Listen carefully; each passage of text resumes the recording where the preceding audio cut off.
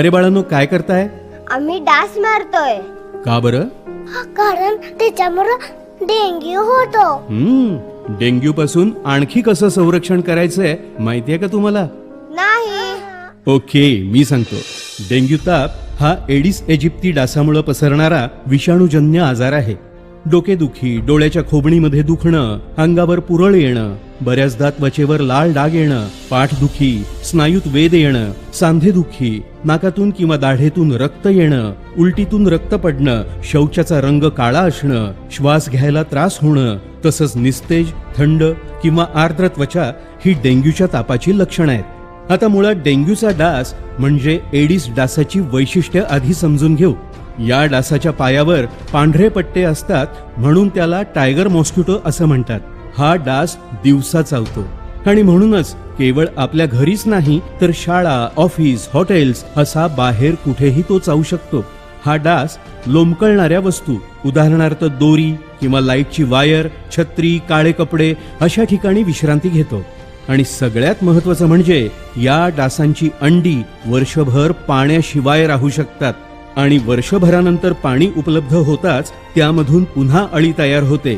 त्यामुळे डास अळी असलेली भांडी घासून पुसून धुवून स्वच्छ ठेवावीत, जेणेकरून त्याच्या पृष्ठभागाला चिकटलेली अंडी नष्ट होतील. Prevention is better than cure, म्हणजेच आजार झाल्यानंतर उपाययोजना करण्यापेक्षा आजारी पडू नये यासाठी आधी दक्षता घेणं कधीही चांगलं.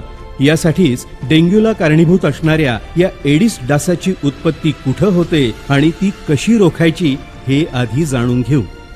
जिथं जिथं पाणी साचू शकतं, उदाहरणार्थ माठ, पाण्याची भांडी, पाण्याच्या उघड्या टाक्या, कूलर्स, जुने टायर्स, वापरून टाकलेले प्लास्टिकचे कप्स, डबकी, अगदी उघड्यावर पडलेल्या नारळाच्या करवंट्या यामध्ये पाणी साचलं की त्यामध्ये एडिस डासांची उत्पत्ती व्हायला काही वेळ लागत नाही. तेव्हा ही उत्पत्ती रोखू शकतात. विशेष महत्वाची बाब म्हणजे एडिस डासाची मादीच रक्त पिते आणि 14 ते 21 दिवसात साधारणतः 300 अंडी घालते. ही मादी 100 मीटर पर्यंत उडू शकते. डेंग्यू या आजारासाठी उपचार नाहीत, फक्त लक्षणांनुसार उपचार करता येतात.